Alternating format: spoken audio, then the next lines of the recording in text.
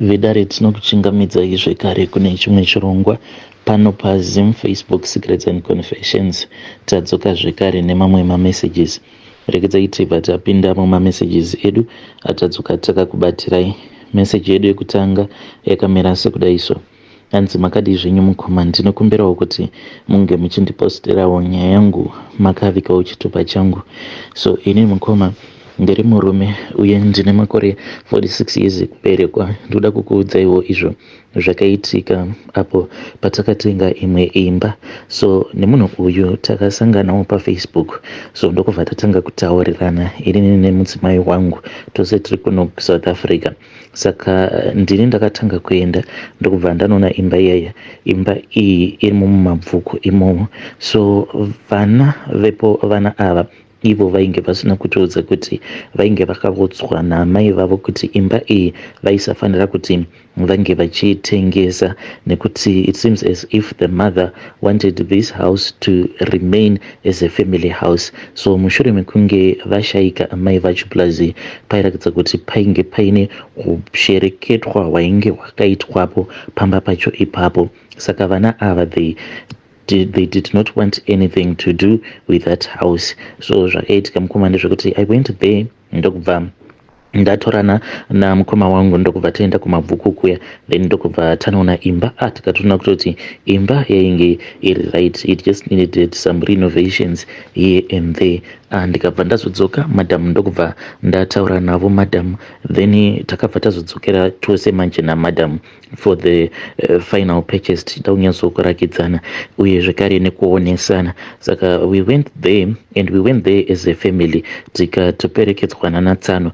Tasvika kuya ndokubva tatoona imba, madam vakafara zvekare nevekukama vakafara, vakati imba iyi yainge yakanaka. So taifanira kuti tinge tichizonoona malawyers ivowo vainge vachiri pakati pekutsvakawo malawyers, vachiti kana vawana lawyer then tobva tazoita dhiri redu. Isusu lawyer tainge tatogara tiine lawyer redu.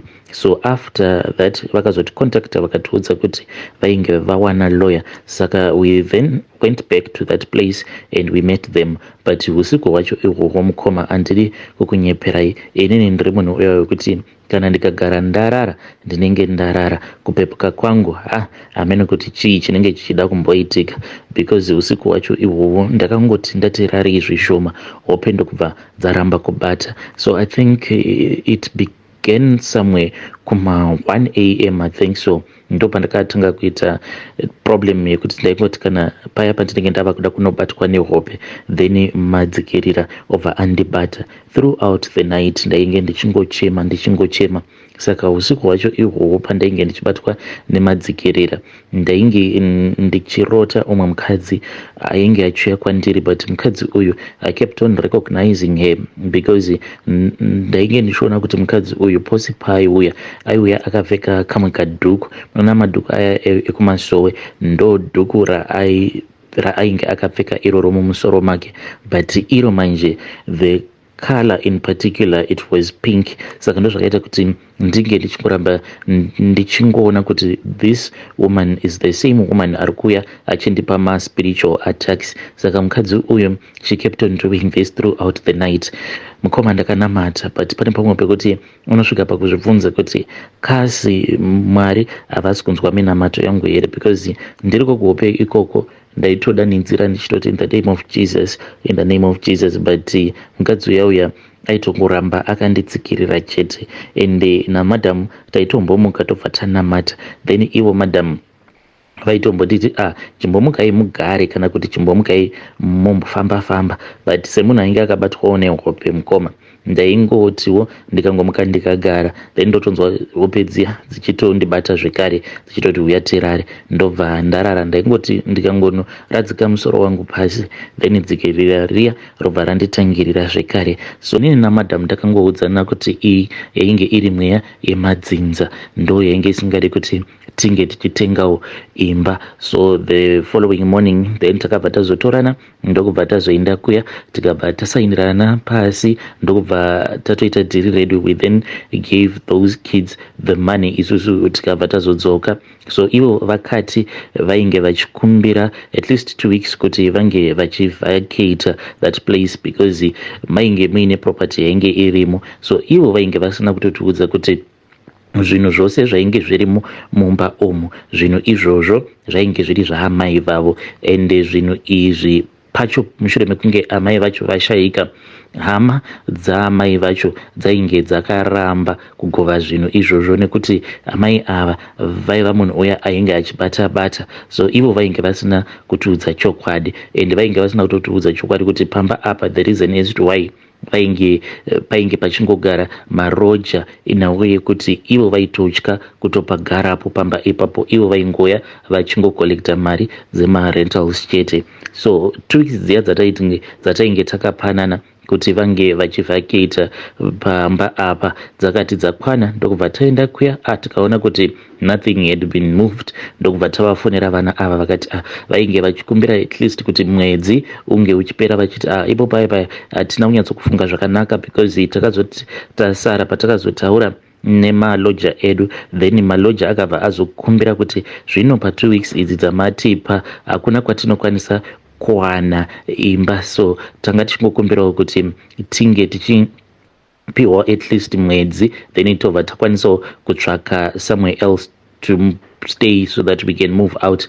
Tikabva tati pari right. Saka ivo vana ava vakabva vati kana kuri kunzi malodges awa vakatadza kubuda month end mari yacho ndimi munoitora yemarentals, madhamu vakatoti kubva zvakanaka, at least tinotombowanawo kamari so that patinenge tava kuzoda kuzorenovata imba iyi tinenge tiine kabackup. So ndo zvatakabva tazongorangana namadhamu. So it happened kuti murungu manje akabva azondipa pressure because I wanted to wait until vanhu ava vabuda. Left with no choice, ini namadhamu takabva tazodzoka because madhamu futi vanoshandira murungu uyo wandinoshandira. So we returned back, mwedzi wakati wakwana, then vana vaya vakabva vazoti tinge tichitumidzira munhu anga achienda kunocollecta mari yemarentals. Then we spoke with those guys, ndokubva ndatumidzira munhu akabva anotora mari dzemarentals. So after 3 months madhamu ndobva vakatanga kuti no, vanhu ava vari kufanira kuti vange vachibuda because isusu imba iyi we need to do our own things. Saka hatikwanisi kuti tinge tichirenovata pamba panenge pakagara vanhu. So the day when I went there ndakasiya madhamu, so ndakabva ndati regedzai ndinge ndichimbopfuura ndichinoona imba. So when I went kumabvuku mukoma it was really late, and ndaitarisira kuti ndainge ndichazoenda naTsano ndova nemotikari, but unfortunately Tsano vainge vatumwa somewhere else nemurungu wavo. Saka ndakabva ndatoita zvekushandisa zvimotikari zvedu izvi zvemushikashika, but mukoma handizivi kuti chii chakaitika kuti ndakabatwa nechadzimira sei, because ndaitofamba ndichitoti ndikuenda kunokwira motikari dzinoenda kumabvuku, but to my surprise ndakabva ndazokwira motikari yainge ichienda kumarondera. Takati tava kuda kunopinda mumarondera ndopandakabva ndapepuka, ndakaita zvekuvhunduka, ndokubva ndabvunza driver kuti tainge tatosvika here mumabvuku, vanhu vose ndokubva vati bvu kuseka. Saka ndakabva ndavaudza kuti ndainge ndisingadi kuenda kumarondera nekuti hakuna wandainge ndichiziva kumarondera. So instead yekuti driver uya ange achindinzwisisa mukoma, because ndakabva ndati shamari iwe otondipa refund yangu, but ndichitaura naye ndaitotaura naye mukuseka. Kana inge ndisingatozivi ndichikutoti mhepo dzacho dzainge dzakatosimuka. Muchindauya mukoma akabva amisa motikari ndokubva atopaka motikari pasaiti peroad. Muchindauya kwava kutoti mundaraburuka mumotikari mangu. Mukoma munhu uya ndokubva atondisiya paya. Mukoma panzvimbo pacho pandakasiyiwa painge pari pasango, munoziva panonzi pasango. Ndakambozama kuti ndinge ndichihaika, ipapo mhepo dzainge dzichiita kuvhuvhuta nekuti ndakamirapo panzvimbo paya ndichingohaika. Makombi ainge achingondidarika zvekare nemotikari dzemushikashika dzichingondidarika. Then kunze kwakazoti kwasviba manje pano mukadzi uyo akazodarika, but mukadzi uyo ainge ari muMuslim. Saka iye akabva andibvunza kuti ndainge ndichienda kupi, ndokubva ndamuudza kuti ndainge ndichihaika motikari dzinoenda kuHarare. Ndokubva ati manje pamumire ipapo pari very dangerous, pakatombopondwa munhu. Pandakangonzwa zvichinzi painge pakambopondewa munhu ndopandakabva ndazomutevera mukadzi uya akabva azondiudza kuti ainge achitobva kubasa, iye ainge achiti aishanda pane rimwe purazi panoita zvekufuyiwa huku. Ndokubva ndamutevera mukadzi uya kuzonosvika tichizonosvika pakomboni paanogara. Ndasvika paya ndakabva ndazotaura nyaya yangu. Pakomboni pacho panogara vanhu vazhinji vanobva kuMalawi nekumozambique. Ndokubva vazondinzwira tsitsi vanhu vaya, ndokubva vazondipawo pekuti ndinge ndichirara. Ndakazorara nezvimwe zvakomana, but ndakabva ndazotaura nevamwe sekuru vainge vachinzi ivo vanoita zvekurapa. Saka sekuru vaya vakabva vazondipa umwe mushonga, vakabva vati mushonga uyu ndaifanira kuti ndinge ndichizoti paya patinenge tava kupfuura nepamabvuku ndobva ndazongoukandira panze mushonga uya ndirimo mumotikari imomo. Ndikabva ndatora mushonga uya ndokubva ndauchengeta. Mangwana makuseni ndakabva ndaita saizvozvo. Takati tava kudarika nepamabvuku ndopa ndakabva ndazongoburitsa mushonga uya ndokubva ndatongourasa panze zvangu tichitodarika ndiri mumotikari. Then ndakazoti ndasvika kumba ndokubva ndataurana naBlazi, but usiku hwose ndainge ndatovaudza zvose zvainge zvakaitika. Saka ivo Blazi vainge vatotaura neimwe n'anga yekuchitungwiza. Ndokubva tazoenda kuya. Takati tasvika kuya mukoma ndopa ndakabva ndanzi ndaifanira kuti ndinge ndichigezesewa. Then ndokubva ndazogezesewa, n'anga iya ichiti painge paine mweya wemufi wainge ugere pamutumbi wangu nekuti wainge wakanditsamwira, because amai ivavo chipoko chavo chainge chakatsamwa kuti kowai ndainge ndatenga iyo imba yavainge vasingadi kuti inge ichitengesewa. So mukoma ndakabva ndazogezeswa paya. So mushure mekunge ndagezesewa ndakabva ndati ini handisi kugutsikana, ngatimbofambei zvekare. Saka takabva tazofamba, ende mukunofamba kwedu taingoramba tichingoudzwa nyaya imwe chete iyoyo yekuti imba iyi yandainge ndakatenga, pamba ipapo patori nechipoko chiripo. Saka vana ava havana kuda kutibudira pachena kuti pamba apa pane hushereketwa hwakaitwapo. Saka chipoko ichi chainge chakanditsamwira inini. Mugoma vana ava takabva tazotaura navo ndokubva tazovaudza kuti imba iyi isusu tainge tisingachaidi, tainge tichingoda mari yedu. Mugoma zvakazotitorera gore kuti vana ava vange vachizowana umwe munhu uyo wavakazotengesera imba, then ndokubva vazotipa mari yedu. Saka ndinoda kungokurudzira kuti kune avo vanenge vari pakutsvaka mastendi nedzimba apa, kana muchidzitsvaka paFacebook, make sure kuti kana muchinamata munamata, kana muchiita zvekumasvowe moitawo zvekumasvowe, uye vanoitawo zvechivanhu moitawo zvechivanhu. In my own case, yes, I am still a Christian, but ipapo ndainge ndava panguva yakaoma. Haisi nyore kuti apa unenge uri munhu anonamata very hard apa osangana nemaspiritual attacks akadaro, because mazuva iwayo pacho patakatotenga imba mwana ainge achirwara zvisingaite. Mwana uyu akazotonoponerako nasekuru ivavo vakandibatsira vekuchitungwiza. Saka ndinoda kungokurudzira vanhu kuti pamunenge muchida kutenga dzimba, make sure kuti munotangawo mambobvunzawo zvimwe, kuda kana muine vamunenge muchiziva vanogara munharaunda imomo, mobva mabvunza kuti stand kana kuti imba yamuri kuda kutenga hapana here umwe ushereketwa hunenge hwakaitwa ipapo. Hei vedare, ndo meseji iyo yandakatumidzirwa ichibva kuna mukoma vedu. Please ngatizamei kuti tinge tichitaura navo mukoma vedu ava mucomment section. Hanzi ndakarohwa nechadzimira ndokubva ndabudira kumarondera, inini ndichida kuenda kumabvuku. Zviriko here izvozvo? Asi ngatitaurei navo mucomment section. Regedzai tibva taenda panyedu inotevera. Nyedu inotevera yakamira sekudai so.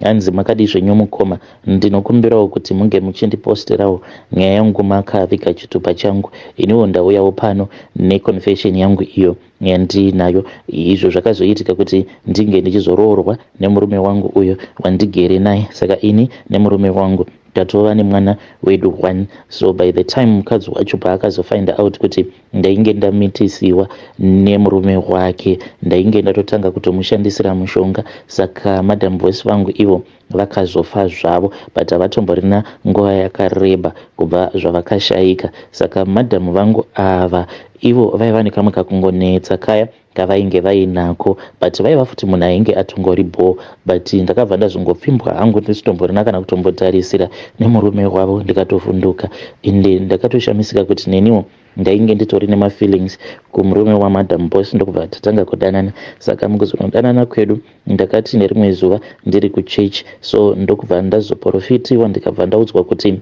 pane umwe muprofita uyo akati iye ainge andirotera hope anzi ndichifamba mumasweji. Sezvo munongoziva kuti kana munhu ukarotera munhu achifamba mumasweji kana kuti mutsvina zvinenge zvichireva kuti imari yakawanda iyoyo. Saka ipapo paakandirotera hope idzi akabva azondipa umwe mushonga uyo waakanditi ndinofanira kuti ndinge ndichizoti paya pandinenge ndichipa murume wamadam Boss mvura yekuti ange achigeza mumaoko, then ndobva ndangodonhedzera mushonga uya, ndozvandakabva ndazoita. Saka panguva yacho iyoyo mukoma ndainge ndisingatozivi kutoti ndainge ndichitoita munamato wekuti inini nemurume wamadam Boss tinge tichisimbisa rudo rwedu. Saka baba vaya vakabva vazotanga kundiudza kuti vainge vachitondida zvekudaro, ndokubva vamanikidza umwe musi kubvisa protector, vakabva vatoita ari kutodambura vakatoti ndoda kukumetisa, ndokubva ndatobatira pamuviri. Saka pandakabatira pamuviri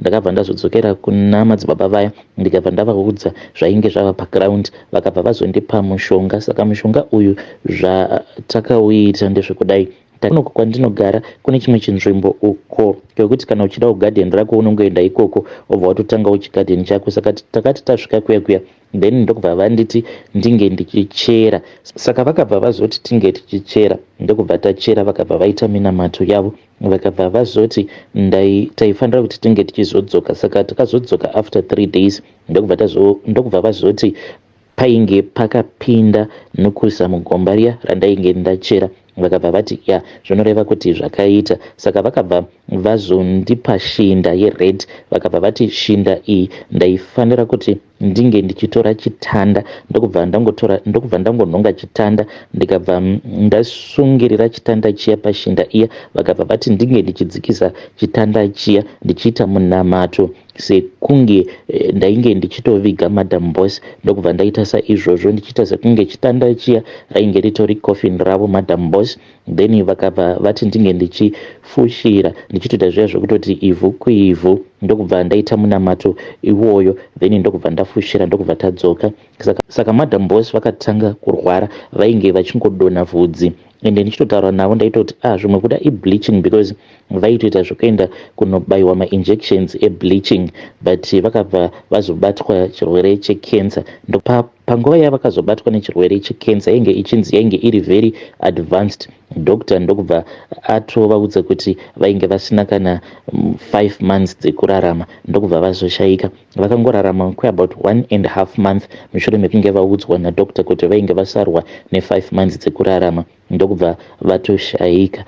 Vakati vashayika, inini ndokubva ndazotanga kutogara nemurume wamadam Boss vangu. Nanhasi uno ndichigere naye, hongu vanhu vanotaura, but mukomanashi ndozvitongoripo. I was fighting for my own. Hey vedare, ndo message iyo yandakatumidzirwa ichibva kuna vanzvadzi vedu avo. Zvakangoma hazvo vedu we. Naimi hanzi ndakatosungirira shinda yered pachitanda ndichitoita sekunge ndiri kuviga madam Boss. The things that happen in the dark zvinotyisa. Asi ngatitaurei navo vanzvadzi vedu ava mucomment section.